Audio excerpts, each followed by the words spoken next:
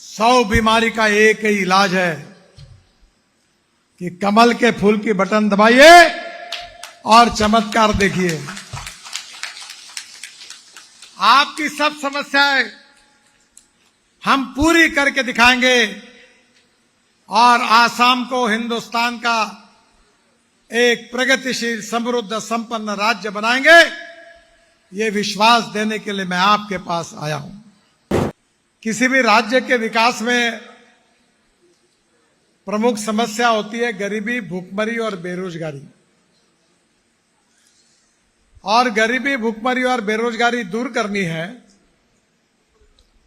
तो हमें उद्योग, व्यवसाय और कृषि क्षेत्र में प्रगति और विकास करने की आवश्यकता है। पर ये तीनों क्षेत्र में अगर विकास करना है तो हमें 4 बातों की जरूरत है: water, power, transport and communication. अगर बिजली होगी, पानी होगा, रोड होंगे, टेलीकम्युनिकेशन के साधन होंगे तो उद्योग, व्यापार और कृषि क्षेत्र में विकास होगा। और अगर इन क्षेत्रों में विकास होगा तो आपकी गरीबी, भूखमरी और बेरोजगारी दूर होगी। 2014 में क्या स्थिति थी? मुझे याद है कि मोदी जी प्रधानमंत्री होने के पहले आसाम में और नॉर्थ ईस्ट में रेलवे नहीं के बराबर थी। आज अनेक जगह रेलवे निर्माण हुई है, एयरपोर्ट निर्माण हुए हैं, हेलीपोर्ट निर्माण हुए हैं, बिजली की समस्या नहीं है, पानी की उपलब्धता है। और इतना ही नहीं तो ब्रह्मपुत्रा, जो आसाम की और नॉर्थ ईस्ट की लाइफलाइन है, मैं शिपिंग मंत्री था तब मैंने ब्रह्मपुत्रा में वाटरवे शुरू किया, जहाज चलने शुरू हुए। ये गुवाहाटी में पांडु जेटी थी, उसका विकास किया और वाटरवेज बनाने के लिए ब्रह्मपुत्रा का ड्रेजिंग किया। और केवल भारत तक नहीं तो बांग्लादेश के मुंगली पोर्ट तक जलमार्ग का विकास करने का काम हमारी सरकार ने उस समय किया। उस समय मंत्री रहने का सौभाग्य मुझे मिला। बहनों और भाइयों, 2014 के बाद केवल मेरे विभाग से करीब 2.5 लाख करोड़ रुपए के काम मैं कर रहा हूं। करीब 45,000 करोड़ रुपए के 2,500 किलोमीटर के रोड के काम अब पूरे हुए हैं। करीब 1.5 लाख करोड़ के 1500 किलोमीटर के काम चल रहे हैं। और आने वाले समय में करीब 650 किलोमीटर 1 लाख करोड़ रुपए के काम हम मंजूर करने वाले हैं, जिससे आसाम की तस्वीर बदल जाएगी। मैं आपको विश्वास दिलाना चाहता हूं, आपका जो एयरपोर्ट है वहां हम 3,500 करोड़ रुपए खर्चा करके वहां एलिवेटेड रोड बना रहे हैं। ये पूरे रोड को हमने बड़ा किया है। अब मुझे बताया गया है कि आपके गांव पर आने वाला जो रोड है उसको भी 4 लेन का बना दो। पर वो स्टेट हाईवे का रोड है। पर आप चिंता मत करिए, मैं आपसे अनुरोध करूंगा, हिमांशु जी को चुनकर दीजिए। मैं निश्चित रूप से मार्ग निकालकर इसमें कुछ ना कुछ आपके लिए मार्ग निकालूंगा। मुझे विश्वास है कि आसाम में जो मैंने एक एक काम किए, बिलासीपारा गुवाहाटी तक 4 लेन मार्ग 8,500 करोड़ रुपए का काम है। अक्टूबर 2027 में पूरा होगा। यह Jogighopa multi modal logistic park के लिए एक फीडर कॉरिडोर के रूप में काम करेगा। सिलचर से चुराईबारी 4 लेन मार्ग 7,000 करोड़ का 121 किलोमीटर काम चल रहा है। दिसंबर 2028 तक पूरा हो जाएगा। बराक नदी पर 4 लेन के 3 नए पुल हम इसमें बना रहे हैं। पंचगांव बदरपुर में बाईपास निर्माण कर रहे हैं और आसाम और त्रिपुरा का बीच में एक बेटर कनेक्टिविटी मिलेगी। गुवाहाटी में 7,000 करोड़ रुपए खर्चा करके हम रिंग रोड बना रहे 6 लेन, जो गुवाहाटी शहर के ट्रैफिक के दबाव को कम करेगा और बाहरी क्षेत्र को कनेक्टिविटी बढ़ाने के लिए उपयोगी होगा।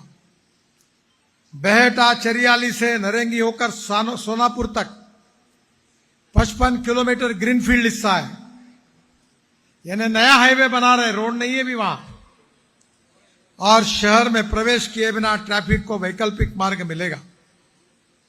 रिंग रोड सिलीगुड़ी, सिलचर, शिलांग, जोरहाट, तेजपुर, जोगिदोपा, बरपेटा जैसे प्रमुख शहरों को जोड़ने का काम भी करेगा।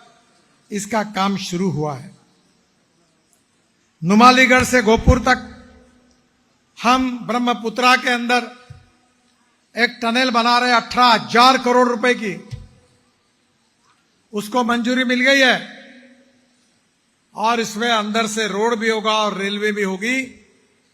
और ये जो टनल है 12.5 किलोमीटर की ट्विन ट्यूब टनल, जो कम से कम 223 किलोमीटर की दूरी को जो 6 घंटे लगते थे, वो नुमालीगढ़ से धोपुर जाने के लिए अब केवल आधा घंटा लगेगा, केवल आधा घंटा। फिर काजीरंगा राष्ट्रीय उद्यान में हम 7,500 करोड़ रुपए खर्चा करके 4 लेन एलिवेटेड रोड ब्रिज बना रहे पूरा ऊपर के ऊपर, उसका भी काम शुरू हो रहा है। गुवाहाटी से बारापानी से सिलचर तक 25,000 करोड़ रुपए का 167 किलोमीटर रोड को हमने मंजूरी दी है, जो गुवाहाटी से सिलचर तक पुराने मार्ग में जो लैंडस्लाइड और घंटे में जाम रहता था वो दूर होगा और 50 किलोमीटर की दूरी कम होगी। आज जो 10 घंटे लगते हैं वो 4 घंटे में हो जाएगा। श्रीरामपुर से गुबरी तक 4 लेन 7,000 करोड़, यह काम दिसंबर 26 में पूरा होगा। नुमालीगढ़ से डिब्रूगढ़ 6,000 करोड़ अगस्त 2026 में पूरा होगा। तमलोंग से माहुर 3,300 करोड़ दिसंबर 26 में पूरा होगा। आसाम से मणिपुर जोड़ने का वैकल्पिक मार्ग होगा। सिलचर से वैरगंटे 4 लेन 3,000 करोड़, यह अक्टूबर 2024 में पूरा होगा। डबोका से लाहौरी जान 2,400 करोड़ रुपए, यह भी 2026 में पूरा होगा। सिलचर से जीरीबाम 2,200 करोड़ रुपए का, यह भी काम 2028 में पूरा होगा। इसमें 4 लेन टनल भी है, 3 आरओबी भी है।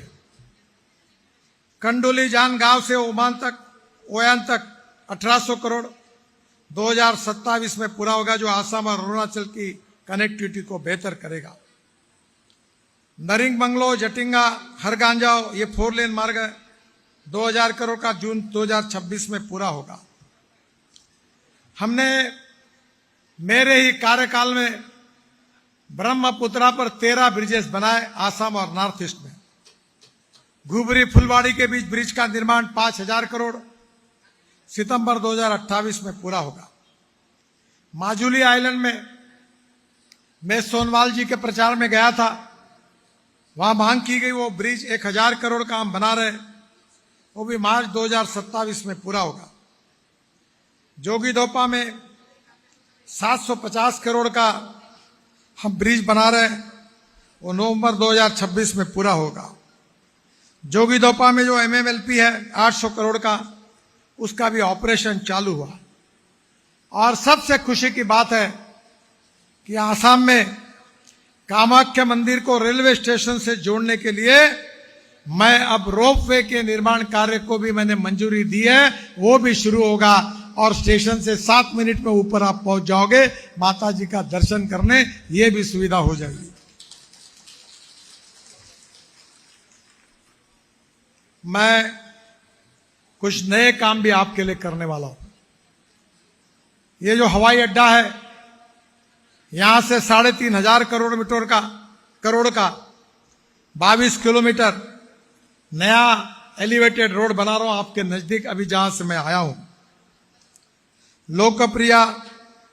लोकप्रिय गोपीनाथ बारडोली इंटरनेशनल एयरपोर्ट से सीधा आप बाहर के बाहर निकल जाएंगे।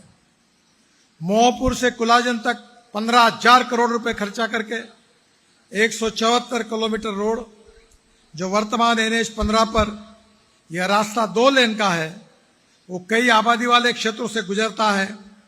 अब उसके लिए यह नया 4 लेन एक्सेस कंट्रोल सड़क हम 100 किलोमीटर की स्पीड की होगी और ये गुवाहाटी के लिए एक वरदान होगा। इसके साथ गरबहाड़ा चारियाली गुवाहाटी 9,000 करोड़, इसको भी जल्दी हम मंजूर करेंगे। ये निश्चित रूप से 19 फ्लाईओवर, एक ROB का पुल इसमें आ रहा है। बसनघाट मोरीगांव बुरागांव 3,500 करोड़, इसको भी हम जल्द शुरू करेंगे। खारूपेटिया और ब्रह्मपुत्र का पुल भी इसमें है। ये जो आसाम बदलेगा, मैं आपको विश्वास देना चाहता हूं कि आसाम का रोड नेटवर्क आने वाले 3 साल में अमेरिका के राष्ट्रीय राज्य मार्गों के बराबर होगा। ये विश्वास मैं आपको देना चाहता हूं। पर ये सब काम क्यों हुआ है? इस काम का श्रेय मुझे नहीं है, इस काम का श्रेय हेमंत जी को नहीं है, इस काम का श्रेय मोदी जी को नहीं है। इस काम का अगर श्रेय है तो मेरे सामने बैठी हुई आसाम की जनता को है। अगर हम आप हमको अगर चुनकर ही नहीं देते तो हमारी सरकार नहीं आती, मोदी जी प्रधानमंत्री नहीं बनते और मैं नेशनल हाईवे का मंत्री नहीं बनता, तो काम कहां से करता? यह आपके समर्थन के कारण, आपके विश्वास के कारण आसाम की तस्वीर बदल रही है। आसाम में उद्योग व्यापार क्षेत्र में हम विकास करेंगे, युवाओं को रोजगार देंगे, ब्रह्मपुत्रा को बाढ़ मुक्त करने का भी हमने संकल्प किया है और आने वाले समय में आसाम के गांव, गरीब, मजदूर, किसान का कल्याण करेंगे। हम आसाम की तस्वीर को बदलना चाहते हैं और इसीलिए मैं आज आपके पास ये अनुरोध करने के लिए आया हूं कि हमारे लोकप्रिय उम्मीदवार हिमांशु शेखर कमल के फूल का निशान लेकर खड़े हैं। 100 बीमारी का एक ही इलाज है कि कमल के फूल की बटन दबाइए और चमत्कार देखिए। आपकी सब समस्याएं हम पूरी करके दिखाएंगे और आसाम को हिंदुस्तान का एक प्रगतिशील, समृद्ध, संपन्न राज्य बनाएंगे। ये विश्वास देने के लिए मैं आपके पास आया हूं। बहनों और भाइयों, भारतीय जनता पार्टी किसी जात, पंथ, धर्म, भाषा के विरोध में नहीं है। अनेकता में एकता, यही हमारी विशेषता। हमारे देश में जो विदेशी नागरिक आते हैं बाहर के देश से, क्या उनको मतदान का अधिकार मिलना चाहिए? क्या उनको वोटिंग राइट मिलना चाहिए? और वो यहां आगे आएंगे तो आपका क्या होगा?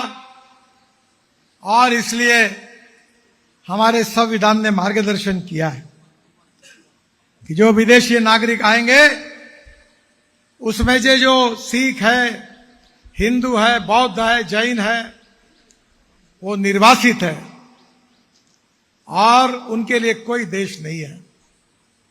पर जो बाकी विदेशी नागरिक है वो गैर कानूनी रूप से हमारे देश में नहीं आ सकते। कोई भी देश उनको अलाउ नहीं कर सकता। और इसलिए मैं आपसे अनुरोध करने के लिए आया हूं कि आसाम को बचाना है, देश को बचाना है, आसाम का विकास करना है, देश का विकास करना है। और इसीलिए भारतीय जनता पार्टी को चुनाव में पूरी मेजॉरिटी के साथ आपको जिताना है। और आप सब ने अगर आसाम में भारतीय जनता पार्टी की सरकार आने वाली है और मेरा विश्वास है कि आपकी आशा अपेक्षा हम पूरी करेंगे, इसलिए आप हिमांशु जी को आशीर्वाद दीजिए, उनको विजयी बनाइए और भारतीय जनता पार्टी को आपकी सेवा करने का अवसर दीजिए। यही हाथ जोड़कर आपसे प्रार्थना करता हूं।